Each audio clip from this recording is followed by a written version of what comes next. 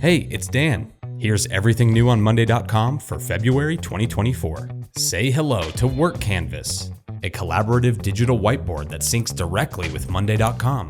Effortlessly plan, brainstorm, and visualize any workflow or project in one unlimited space. Check it out for yourself at workcanvas.com.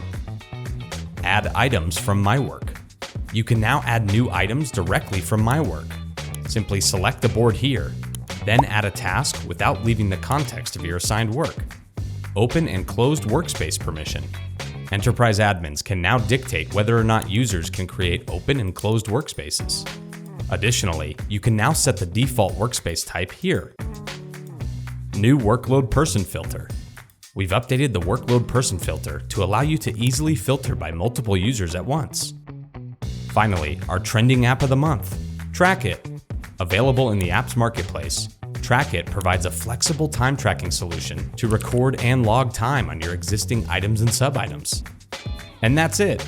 See you next month with more exciting updates.